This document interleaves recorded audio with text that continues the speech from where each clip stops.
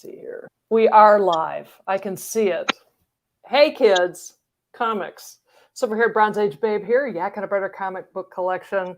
And today, a very special guest, Magic Lasso, is here. Hello, Ryan.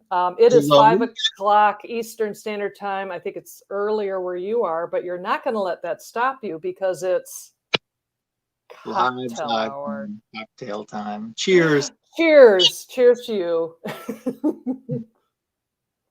Thank you for having me back on. I always enjoy collaborating with you. I love watching your videos. You have such a... I'm always curious about your perspective on things, and I've told you this before, but it bears worth repeating. What I love about your videos is you always leave me wanting more. Oh, thank you. You're very sweet.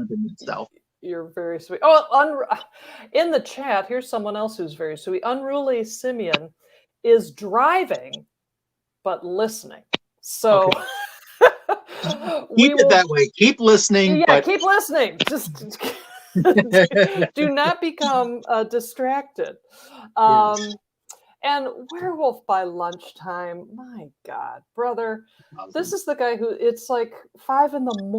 where he is. Yeah. And here he is. Thank you, Werewolf. We're thrilled you're here. And there's Warlord. The Jackson Roy Kirk is here. Woohoo, a live dive. And Luxinda Swirl, we were just talking about you offline, but it was good. It was all good. Very good. So our evil plan here, this has been in the works for about a year. When Ryan and I and my friend Rob did a live dive about a year ago about Wonder Woman, we briefly skipped over like a stone the mod era of Wonder Woman. And we said, yeah, we got to stick a pin in that and go talk about it because it's an interesting time period. And then recently I saw that Ryan is on his channel. He has this marvelous thing every year where he talks about what books he's collecting, what's on his Watt list. And I saw that he's chasing after Wonder Woman's non-powered appearances to add to his collection. And I was like, ding, ding, ding. We got to talk about this. I really want to. And so that's why we're going to yak. And every time I think I have all of those appearances in other books, I realize I don't. Yeah. And it's not the big ones, like, the easy ones are Brave and the Bold or World's Finest or Justice League. Those are the easy ones to know that she's in. But it's stuff where I'm finding out, she's in 2 panels. Right. on this random issue. Exactly. She's not in the story, but she's on the back cover. Right. Well, that's the beauty of comics. It's always when you're in a certain era. In fact, one of my future videos, let's just say that I found today a women's liber from space story I had no idea existed, but I found one. So you never know what you're going to do when you open up the books. Super Russ, hello.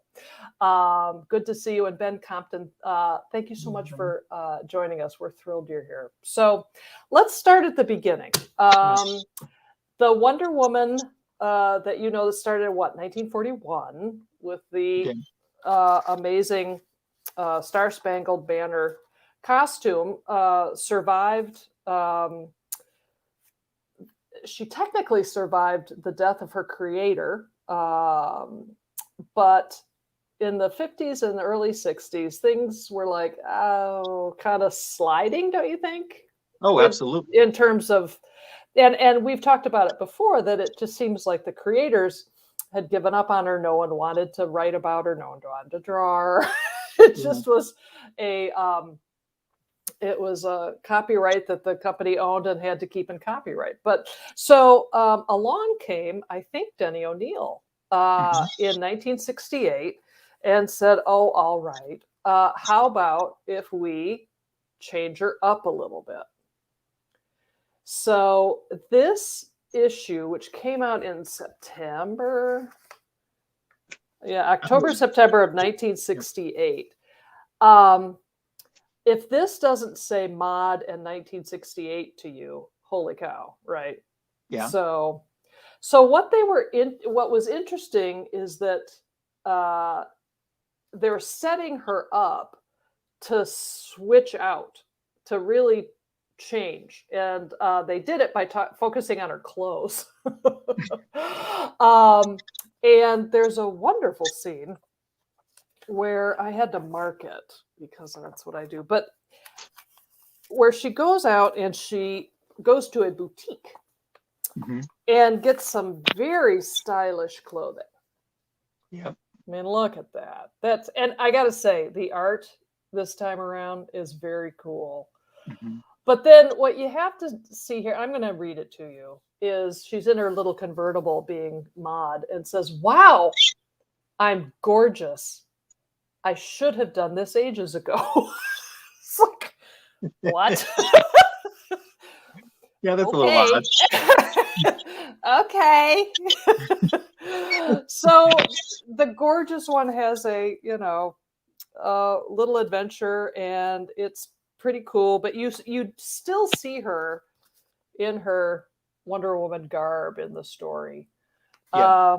What But she's trying to do is help Steve Trevor, the love of her life, yeah, because he's in trouble. So someone needs to go undercover, but it's not Wonder Woman, it's Diana Prince.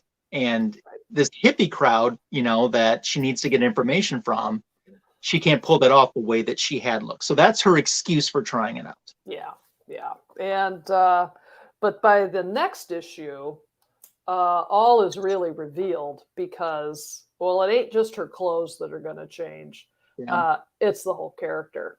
And it's what I've read and what they say in the letters to the editor column here repeatedly throughout the years that this was going on, was that, well, if we did, her sales were plummeting, we were going to cancel the book, we had to do something. And it's like, well, in one sense, you did cancel the book. Yeah. You really did. Yeah. You replaced her with a different character. But I have to say, I thought this story was actually really good. And this page in particular, where she and Mom have a heart-to-heart, and she renounces her immortality and flies away. I thought it was actually really good. Yeah, I like that too. And for those wondering, the Amazons are leaving because they have to go renew their energy or their powers in a different dimension or something. That's the excuse. And they want Diana to come with her. Yeah. But she's staying behind for Steve Trevor because she loves him. And wait to see what happens next issue. Yeah. But before we get there, let's talk about love. Hey, Shannon, solid 4-string back end. My favorite era. Well, wait, I could show this. Favorite era of Wonder Woman, 178 to about 240. Wow, you hang in there a long time, Shannon. That's fandom. Hello, I saw Metarog. Oh my gosh. Oh, Metarog's here. Awesome. Good to see you. So do you want to show them the next? I assume you have the next cover. Steve, what have I done to you? So she stays behind, gives up her immortality and the Amazon sisters and her mother. And what happens? Steve Trevor dies. Yeah. We should add at this point, she's now hanging around a mentor, a Chinese mentor named I Ching, who's starting to teach her about karate and martial arts, and so she can take care of herself without superpowers. Yeah, there's and in fact, it's not just I Ching, it's the incredible I Ching, who throughout this thing, and you can see it on this cover too, which is he's colored in kind of a racially insensitive way. I mean, the name, we cringe now. Yeah. You know what I mean? And I had read that Denny O'Neil cringed greatly in later years. But it didn't bug me. What bugged me was that I was fine with her having a male mentor. What I grew weary of was all the other male padres that she had throughout this. There was a kind of a series of guys who are helping her be a spy or doing whatever. Yeah. So that got a little bland for me. You know what I mean? So I don't know. But the art's good. Now I need Ryan here because they actually do. There we go. Because here's my copy of that. This is where they introduce the big bad for this period, kind of an ongoing story, and it's Dr. Cyber, who is neither a doctor nor cybernetic. So I don't know. What did you make of Dr. Cyber? Well, I mean, eventually, you make great points on both of those, but eventually, this is her arch nemesis for this run. We don't really, I mean, she's not in every issue, but more than any other, she's featured. Her motivations for hating Diana, she blames Wonder Woman for being disfigured and wants to steal her face, essentially. Yeah. So I don't know about that. Well, you know what? But if you go back to the other scene where I'm gorgeous, well, don't hate me because I'm beautiful. And something else that's odd too, all the world now knows that Diana Prince is Wonder Woman and she doesn't have her powers anymore. Yeah, it is strange, isn't it? That's very strange, and the resolve to that once she gets her powers back is even more strange. But yeah, we'll get there. Yeah. And the other thing that's so you don't want to think too much about this, but at one point earlier on, she's like, "Oh golly, now that I'm not on Amazon, I have to get a job and I have to like pay bills." It's like, well, didn't you do that before? You worked for the Army, didn't they pay you? You know what I mean? Diana Prince should still have a job. Yeah, but apparently, it isn't a cool job where you get to wear mod clothes. No. So. Or as having been said in this issue, when she gets an expense account from a man that she's romantically interested in, who tells her to buy a whole bunch of clothes, she says something to the effect of, I'm a butterfly. Exactly. This issue, I have to say, is one of the most enjoyable for a lot of really strange reasons. She goes shopping. Yeah, here she is. Yeah. I'm a butterfly on the first day of spring. Yeah. She's buying clothes. But it turns out that this guy is actually not the man of her dreams. And when she finds that out, there is an amazing section at the end of this story that isn't Wonder Woman, but this character's kind of interesting, where she basically beats the crap out of him. Yeah. She wants to knock his head off. And the little I Ching has to grab her arm and say, "Would you please not kill him?" Yeah, and she even takes off on him, runs out into the fog at the night, and that's how the story of that issue ends, and I Ching is like, "Don't go," and she don't care. She's emotionally distraught. Yes. And which in reading this, it's like, well, that's an interesting way to go. Yeah. And later on, because I just love to read the letters to the editor. And so in a later issue, or is it another story where basically they say, you know how Diana beat the crap out of that guy? Well, because she's lost her superpowers, she clearly doesn't have the ability to regulate her emotions anymore. It's like, really? Are you sure? So there was a little bit of backpedaling on their part, I think. Yeah, I think so too. So I think it shows how tough it is to retcon a really beloved and very famous character, whether the creators like her or not, Yeah. The world did. And then for me, in this section of the run, I think winds up with the best two-part story of the I was about entire. to say this. I was about to say the same You know, thing. you think? Yeah. I don't know if this is collected in. I know they've collected this. If I were doing it, I would like do all these issues, these next two, where she goes back to Paradise Island, and she's back Yeah. with the Amazons, even though she doesn't have the powers. Yeah, thank you. Because here's my well-loved copy. So, what did you make of that, Ryan? Did you? Was it like for me? It was a relief. It was. I mean, it was finally something that was familiar with the old Wonder Woman brought in it, and she's kind of barbarian-ish in this, but the story was really good. It's a very easy read, but it actually, I was really intrigued with it. I'm like, what's going to happen next?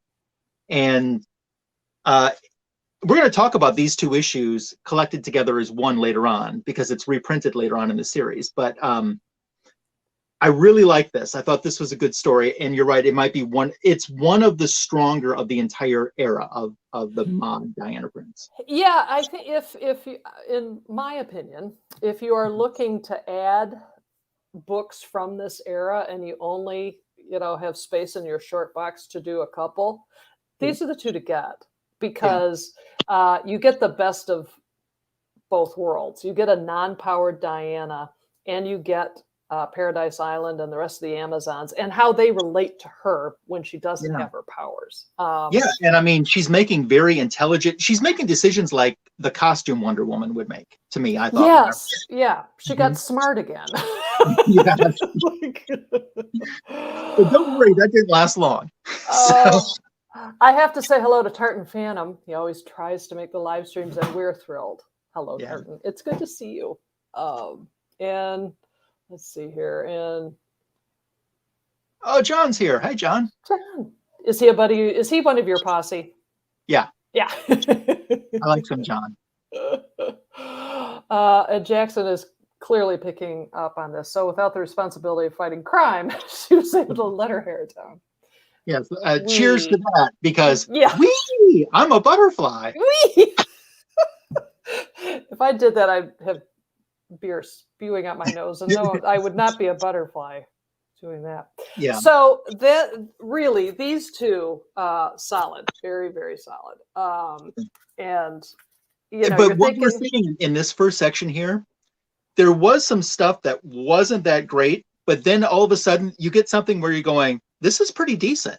Now, as a kid, I mean, these were all back issues for me, before I was born. So when I was a child collector trying to fill in Wonder Woman, I remember just thinking, it was just a goal to get one of the non-powered issues. Oh, okay. And I got them, and I got a few of them, and I hated them.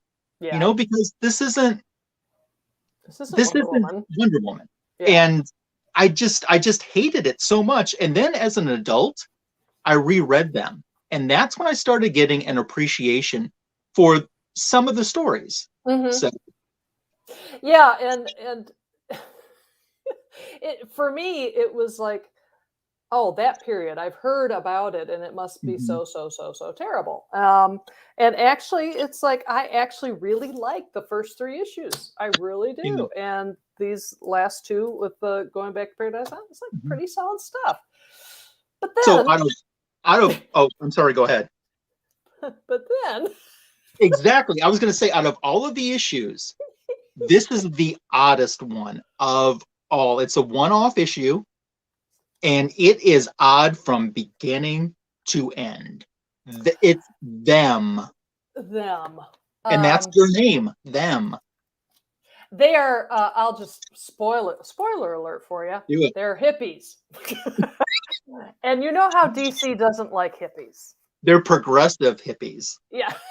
Who actually, they keep the main character, the guest character, this young girl, Kathy Perkins, in a dog collar. Yeah. Projection much? I mean, wow. I mean, it's if you haven't read it and you can find one cheap, you might want to do it. Yeah. Or if you have the digital app, it's on all of these stories are on DC's digital app if you're a subscriber. Now, I want to kind of fast forward, but we'll go back. When the letters to the editor about this issue rolled through, there was a letter from Marty Pasco as a reader. Oh, yeah. And you may recall that Marty Pasco worked at DC for years and years. And he wrote and edited Wonder Woman for a while. All the while, he hated the character and made no bones about it in interviews. Basically, I didn't understand the plane. I didn't understand. Yeah, he just didn't like her. And in fact, wrote one of the most egregious women's livers from space story. And it's on my in my archive on my channel. You can find it's called Brainwashed, and he's terrible. But he wrote to the editors about them and took a very serious tone. Would you like to hear some of what he said? Yes, please. Dear editor, unless I've missed my guess, Them was the first comic book story to seriously and maturely present a sadist as one of its characters since the inception of the all too restrictive comics code. Oh my God, the runaway lost in the village theme as a device in which to present a new recurring character was a novel departure from the female espionage agent type stuff we've been getting recently. Not that it's bad, I like it. Suck up, suck up, suck up. Hey, hire me later. I'm happy to say that unlike James Bond, Diana is no stereotype secret agent, if you'll excuse the not so accurate use of the euphemism. She does not speak in pseudo-hip cliches. Well, I'm a butterfly. What is that? And she is permitted to show her human side. Sincerely, Martin Pasco of Clifton, New Jersey. So it's like, all right, I think you're going a little far on talking about how this is a very serious and mature presentation of sadists. The point of them was that they were burglars and robbers, not necessarily, but it's them. It's them. Everyone should read this story once. I don't really say you don't have to own it, but you should read it. Yes. Just encounter it and say you did it. Just say you did it. Tartan, let me see, what are you talking about? For those issues, Mike Sikowski hadn't yet got the memo that he wasn't supposed to be writing Wonder Woman like Robert Kanigher. Yeah. But imagine the disappointment from, I would think, from someone that agrees with us that was a monthly buyer, or I should say bi-monthly, because this was a bi-monthly book during the entire time. And it lasted 4.5 years of the mod era. But imagine someone that just finished this great Paradise Island story, and then you get to them. And you're like, what is this? Yeah. And that's the feeling I have for the books going forward for a while, which is, what is this? I don't have, here's mine. Yeah.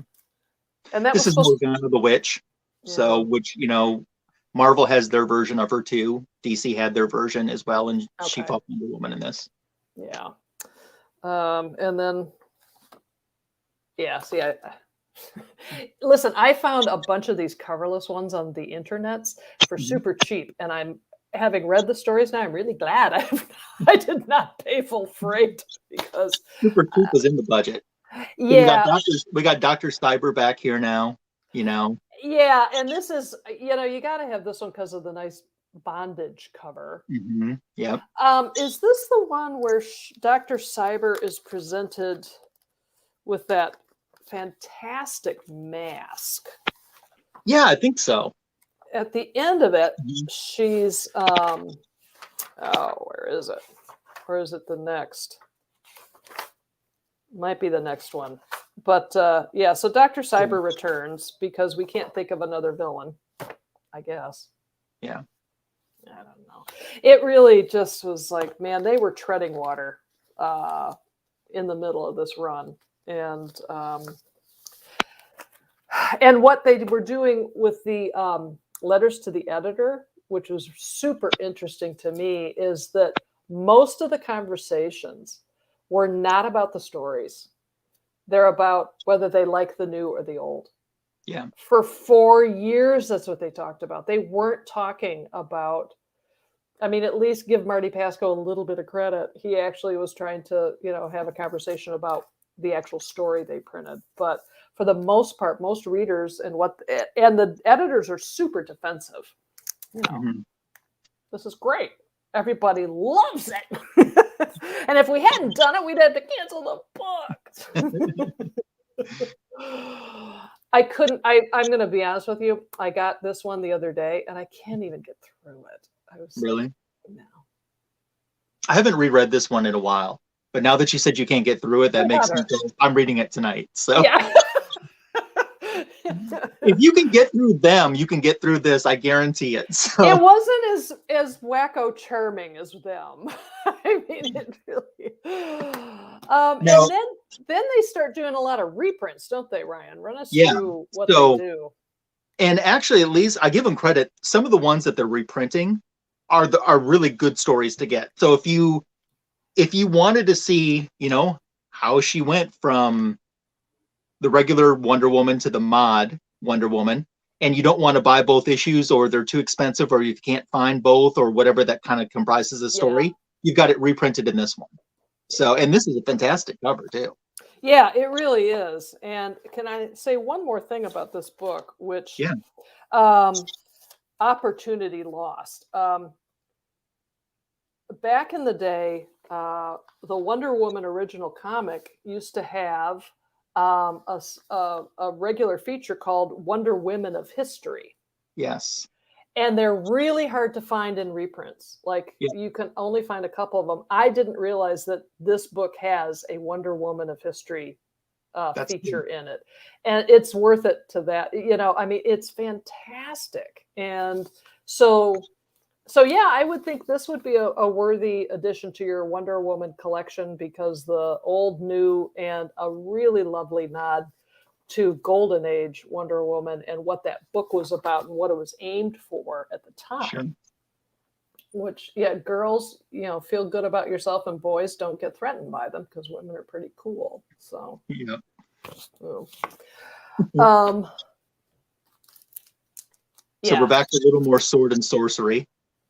And they were asking in the letters to the editor, do you like sword and sorcery? I mean, you really got the sense that they were like, we'll just throw all sorts of stuff at the wall and see if anything sticks. Yeah. Yawn. Then we have Angela. She's not as threatening as them, but her name is just as big. I don't even have a coverless wonder of that, I don't think. What is the story? Do you even remember it? I haven't read this one in a while, but what she's saying is, no, Tony, let the law handle him. And Tony is saying, the law? This is the only kind of law for a rat like him. And the story is called Angela. Tartan, I'm going to focus on you again, because you keep talking. I'm going to, keep bringing you up here. Whether the stories are goofy or not, one good thing about the artwork is that Dick Giordano really made the line work pop in his great inks. I agree with you. I think the art in this series is good, and several of these issues it's worth it for the art, to see, and particularly the mod, and it was so well. It's DC, so it wasn't exactly of its time. It was about 3 years later, but they weren't doing a bad job. But I don't think Mike Sikowski could write his way out of a paper bag. I don't know, and I know he worked on Justice League, and since I'm not a big Justice League fan, it's like I don't know if he's capable of better. Oh yeah. Yes. I want to get married. I just want to get married. Silly. Just this is devolving, and then it devolves into just silly, and like, for my mind, almost just unreadable. And I don't, like you say, Ryan, I don't know if I had been reading or collecting Wonder Woman back in the day, would I just be like, oh, I give up, So then they tried ghost stories. And not a very good one. Yeah.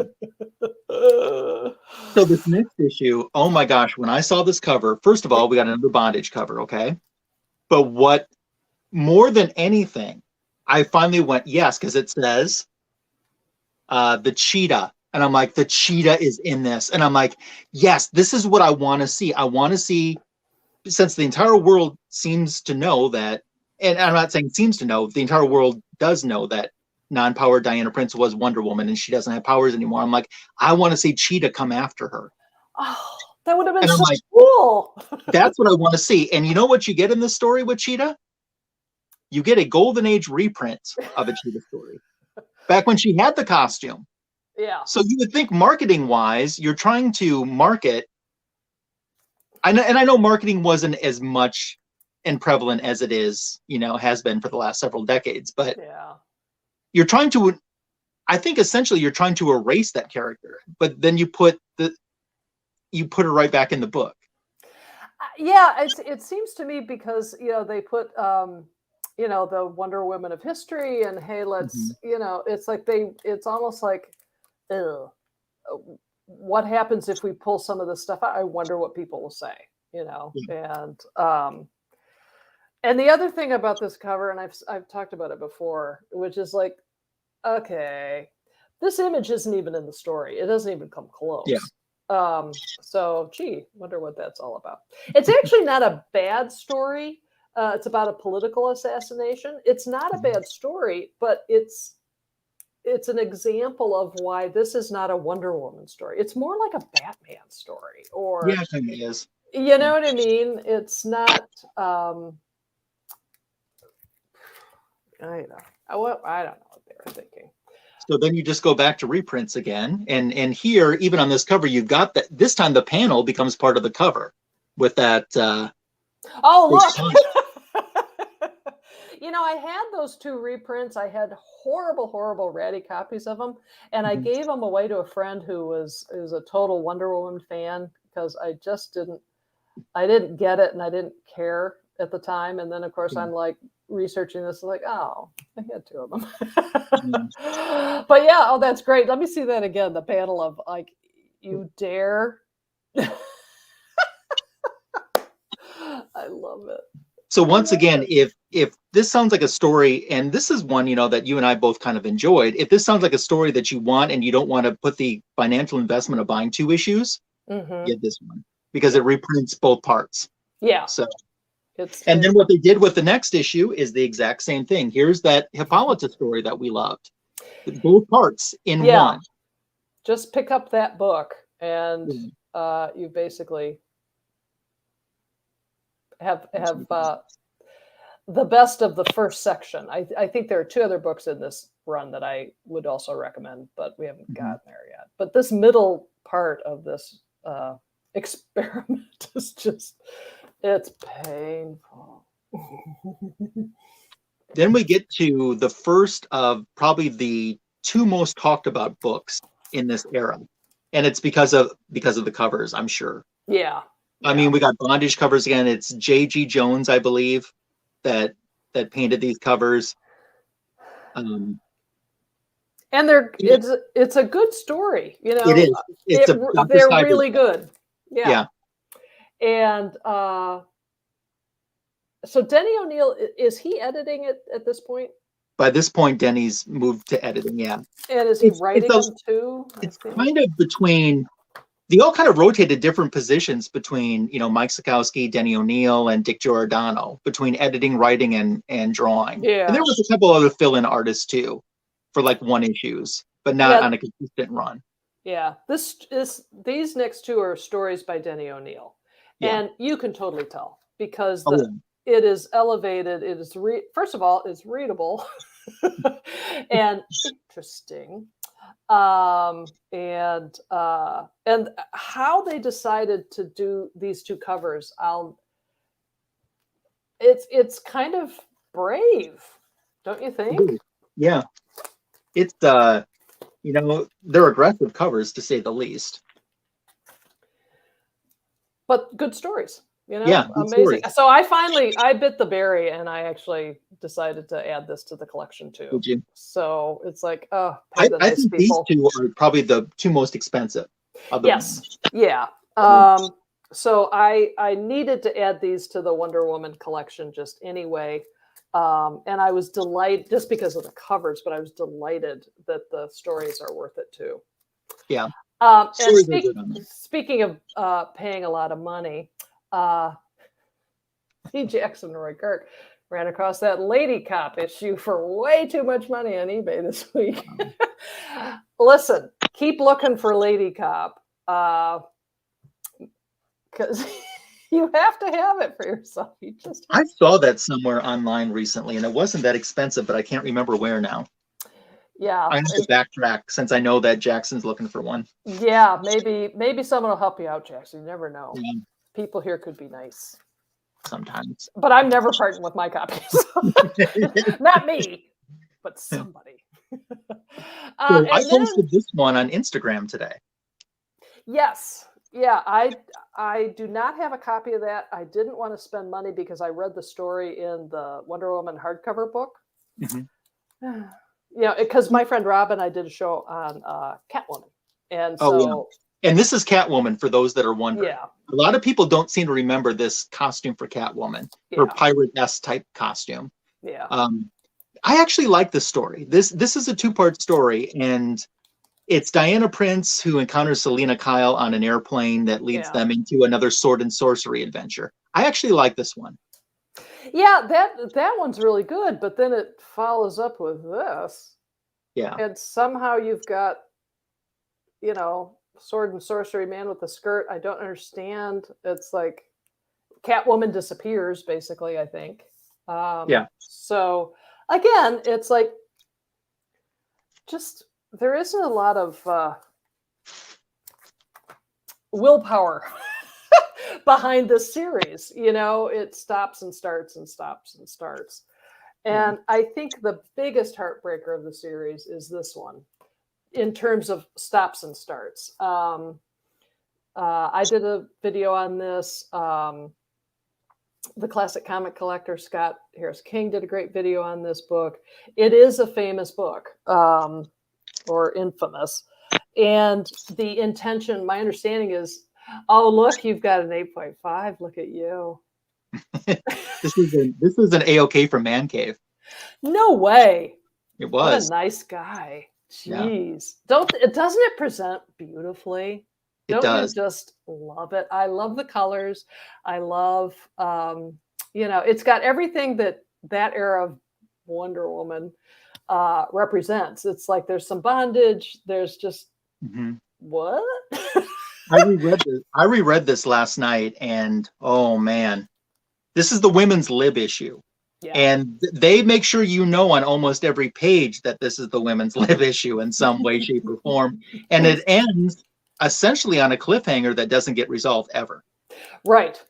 And my understanding is that Denny O'Neil hired Samuel Delaney, a science fiction writer, to do a 6-arc story where he was going to talk about things like feminism, like unions, like abortion, like really do stuff. But then it faded away.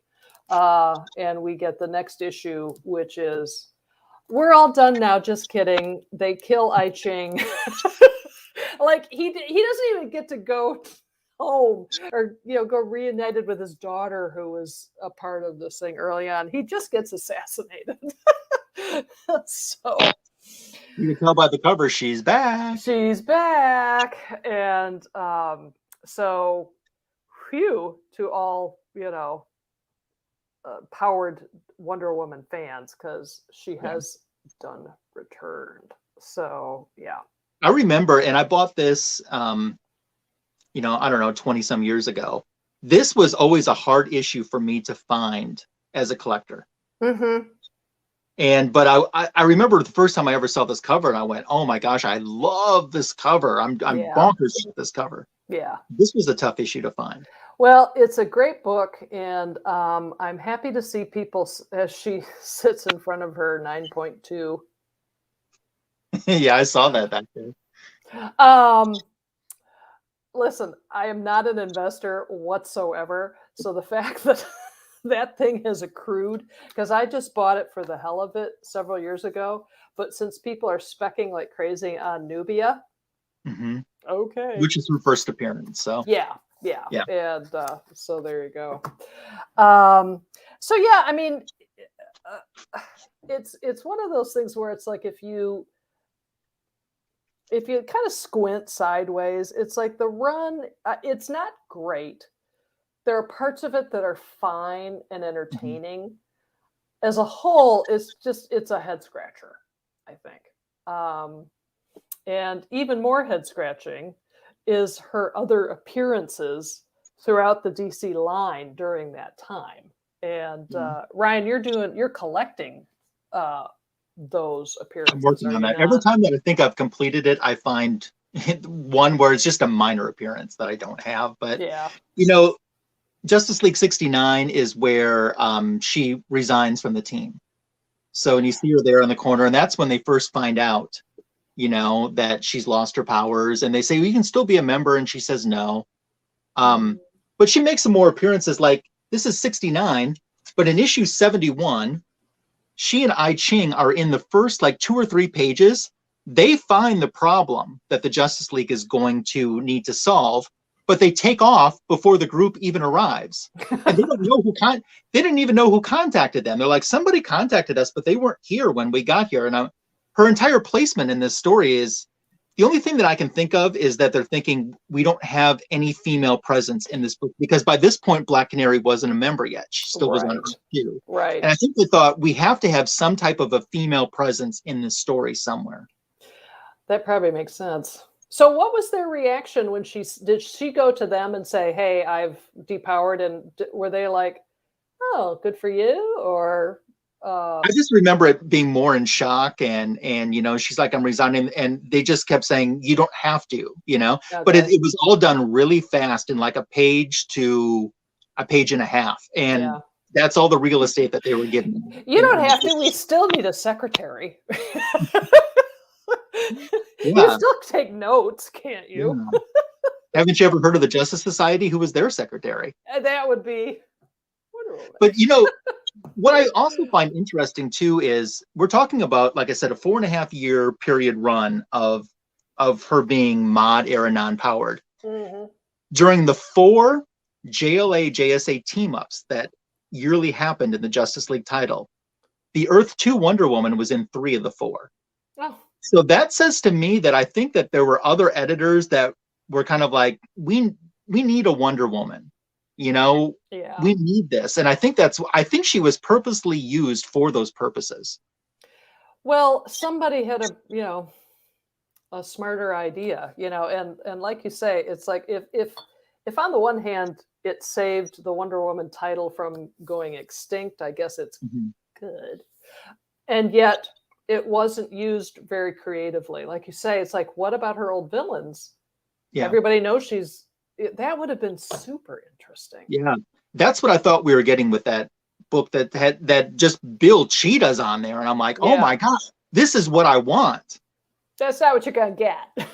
The closest we got to anything else, it's kind of like she was in her own little world, essentially. Yeah, But the Catwoman stories was kind of the only interaction with a different DC character for the most part.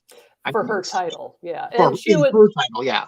and she would kind of do walkthroughs Yep. Or fly through. through Even though she didn't some, have powers, in that one she flies. yeah, just because there's some kind of, I don't, again, it's comic books. Who can? Yeah. I have to tell you though, the surprise to me, in terms of the chucklehead factor of, Mhm. oh, non-powered, is this issue. Remember Now, that. number one, this is how dumb I am. I didn't realize until like yesterday. Wait a minute, they've got her shackled. Yeah, more It's a bondage. bondage cover again. Yeah. It's like, oh my god. So what I love about this is that basically it's the goofy factor. The story makes no sense. They're in Europe. She is going to a fashion show associated with an auto race. Oh, and who does she take to a fashion show? I Ching. Because what you really need to do is take a blind man to a fashion show. I mean, are you kidding? And Batman driving with a little driver helmet on here. I mean, it's a rare misstep or a sprained ankle, I think, for the Brave and Bold title, because Bob Haney, the usual writer, didn't get involved in writing this. Mike Sikowski did, and you can tell because it's like, oh, really. So I almost feel that, you know, the writers or editors at that time when she was guest starring kind of said, I don't know how to write this character, or I don't know what to do with this character. You do it. Yeah. It's like, who drew the short straw? Oh, you were late into the office today. Guess what? You have to come up with a Wonder Woman story. No. You've got this one, I'm sure. I do. Yeah. And should we spoil it for people, or should we? No, spoil it. Yeah, this is not Wonder Woman. It's a Kryptonian imposter. When in doubt, throw in a pissed off Kryptonian. It's actually a fun story. And, you know, I think Lois Lane, being in the Lois Lane title, kind of helped save the day for this particular walkthrough that she had. Yeah. And then I also found she's in like maybe a panel, like not even. You don't need that one yet. That's another one. I'm like, don't have that, and it's like one panel. It's the completest in me. It's just the completest in me. I know. Well, you want this book anyway because it's one of the Superman versus Flash races. Yeah, so exactly. There are 4 of them. You got to get it. So it'll, you know, 2 birds, 1 stone. But my favorite of the World's Finest is this issue. Yeah. This is actually a good story, and Superman and Wonder Woman are flirting and wondering if they should make out. And gosh, seems like a good idea, but maybe not. It has echoes of Kent State and student unrest, so it's a pretty typical topical early 70s kind of attempt, and it's good. I like the story a lot, and it's a Neil Adams cover. FYI, I'm fond of him, so I noticed. Yeah. Yeah, that's a good one. And then people were in the chat were talking about this one too. Okay.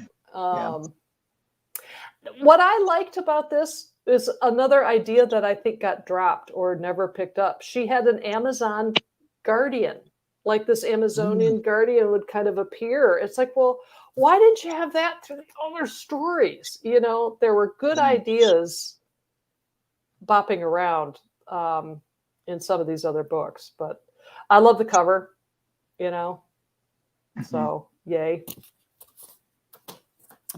And then she's in this is a 2-parter. Yep.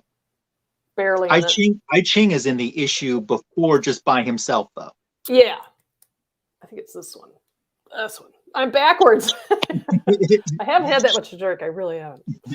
It's, if you're a Superman fan, you want these books, but Ryan is a completist, so he's going to do that. And then luckily I have those, so. Finally, in my pile, which I got, is she's in this 3-run arc of Justice League. Barely 100, 101, and 102. She does a little more in 102. She literally is left in the first episode at the space station saying, well, why don't you wait up here and see if anyone calls? I'm not kidding. That's what they do to her. So. Well, you had the Earth 2 Wonder Woman in that, and I think the point in that team up was we want the Earth 1 and the Earth 2 equivalents of each character. Oh, okay. If you look on the roll call on the sides on the covers, they should be parallel to each other, like the Earth 1 version of someone, the Earth 2 version. Oh, yeah.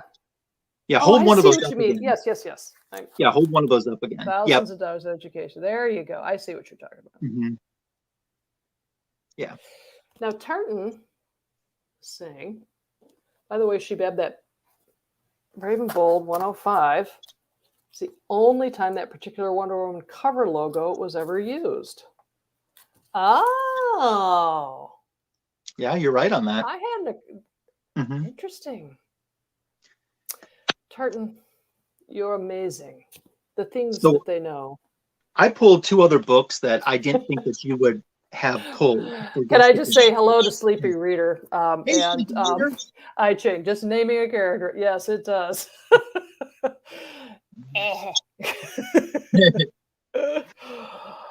All right, go ahead. There's two books that I want to mention guest appearances. And the first one, I think, is the rarest of all of them. Okay. And I say that I don't necessarily mean financially, because sometimes you can look on eBay and there's nothing but copies of this for $90 and up. And other times you can look and you can find $10 copies of it. But I've never seen one of these in the wild, out hunting. And also, this has never been reprinted anywhere. It never was in the Diana Prince Omnibus. It never was in the trade paperbacks that even included some of her other guest appearances. Never been reprinted. It's not considered continuity, but it's The Adventures of Jerry Lewis, number 117, with Wonder Woman, the mod era Diana Prince. So I reread this. Oh, you haven't? Okay. I didn't know if you had it, and I bought it so that if you didn't have it, I was going to send it to you. And I found it. Yes. Dr. Bratwurst. I know. Yeah, it's for that inner 10-year-old and it's true. I had no idea this existed, but I saw the ad for it in one of the Wonder Woman books. And I was like, what? And I went online and I found a guy. You're right. I mean, they're selling these things for $60 to $90. Yep. I found a guy who took $9 for it. And it's in pretty good shape. So I'm thrilled to have it. I was really hoping I would get to send it to you, because if he doesn't have it, he really needs it. Oh, everyone needs it. I'm glad that you have it. But I've flipped through many long boxes and I've seen 114, 115, 116, 118, no 117. You just can't find it. All right. Now, Sleepy Reader's asking, and I don't know. Is this a Neil Adams cover? I don't think so. Could it be? Yours is in better shape than mine, though. That's for sure. Yeah, it's not bad. I would say this is like a 5 or a 6. Yeah. I don't think so. I don't think so. But so another book that I pulled that I wanted to mention too. We wrap up this mod era of Wonder Woman, and essentially, it does lead to some interesting stories in the regular Wonder Woman title, like the 12 Labors that Martin Pascoe did, where she wants to prove herself worthy of rejoining the Justice League. Okay. We wouldn't have that entire storyline if it wasn't for the mod era. Well, that's true. And there's another one where Steve Trevor, comes back to life. But the Steve Trevor that was shot early on in the mod era, he comes back too, and it's a different Steve Trevor than the one she's currently with. And there's an interesting little triangle there. Okay. But overall, you don't hear anything of the Diana Prince mod era anymore. Until a few months ago, DC says, let's do a story. And let's include a mod era Wonder Woman story in Wonder Woman Black and Gold, number 4. No way. It's an 8-page story. And it's I gotta get it. It's an 8-page story, and let me whet your appetite, okay? Please. The 8-page story is called, and don't get me wrong, there's more than 8 pages in this book. It's just there's several stories in the book. It's called Whatever Happened to Kathy Perkins. Oh. So we remember Kathy Perkins is who we were talking about. Who had the dog collar on her and them. And I'm not going to give it. I actually don't want to spoil it for you, but I want to tell you enough to intrigue you, okay? Okay. Wonder Woman is powerless in this story. They are in the boutique. Oh my God. There's a reason why they're in the boutique and why she's powerless. That's interesting. Okay. It features some thugs that tried to ransack the boutique early on in one of the stories. And it features the return appearance of them. Oh my God. All right. I don't care how much this thing costs. I must have it. Oh my God. Well, see, this obviously we're on the same vibe, you know, the them vibe. If that's all that gets carried through from that era, I don't have a problem with that because, you know, it's blissful senselessness.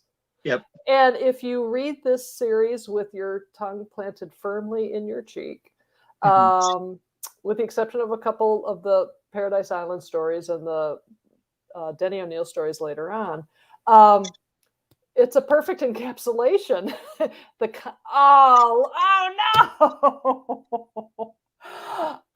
Okay, I gotta get that Funko. This was just released this past year in celebration of Wonder Woman's 80th anniversary. That is outstanding. And oh man. so, you know, there weren't a lot of superhero toys and merchandise and stuff when the mod era Diana Prince was active. No. However, to my knowledge, there were 2 items that were produced during the time that those comic books were produced. Okay. One of them is a sticker, and it looks almost more like a trading card, but it's actually a sticker. Oh yeah. And it has that cover image of Steve, what did I do to you? It's that image. Okay. And the other thing that was produced, and I don't have either one of these items. And Wonder Woman collectors didn't even know this existed until it just popped up a couple years ago on eBay, and it's authentic. It got researched and it was authentic. There's an umbrella. No, I'm sorry, a kite. Not an umbrella, but a kite. There is a kite of the mod era Diana Prince. Wow. Those were the only 2 items that were produced during her run. Since then, you know, we've gotten a Funko Pop that just, as I said, just came out. George Perez did a poster called Wonder Woman throughout the years in the late 80s. And the non-powered Diana Prince is featured pretty prominently on the poster. Yeah. She's one of the larger ones. But you just don't see a lot of things associated, you know, with this time period, merchandise-wise. So, well, it actually warms my little heart to see that and to get to see the black and gold because, you know, that this era is not forgotten. You know that I don't think it's weird, but it's part of her canon. It's part of the Wonder Woman story. It was, yeah. And so I'm delighted that others remember it, and there's a bit of, you know, to honor it going on. I love it. I didn't know any of that, so that's fantastic. And to wrap up, I pulled one more thing that I thought, what's something that I can show that maybe a lot of people haven't seen or aren't aware of that pertains to this era? And I knew instantly. I wish I had that. I wish I had the kite. That would have been awesome. But well, now we know what to look for. Okay, gang, at least get we on know what it. it is. But this is pretty cool too. This is the Brazilian version of As Adventures de Diana. And it's all in Portuguese, and it's black and white.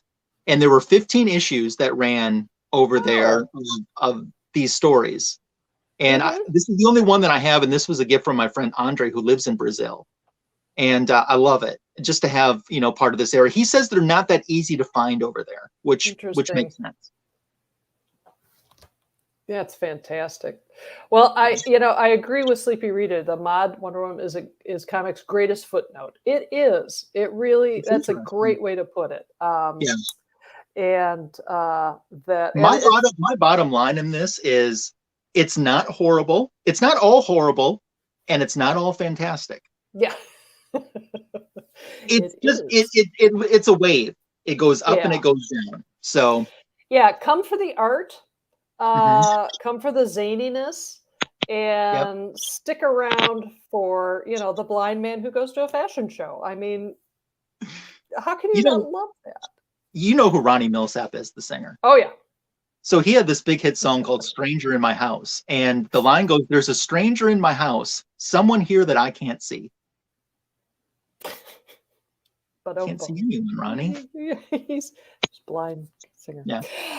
Before we go, let's Ryan, I want to hear what you've got next on your channel. I was telling Ryan before we started that I am a big fan of the fact that he's dropping his shorts, so to speak. Tell the folks about the short videos and what more you've got planned.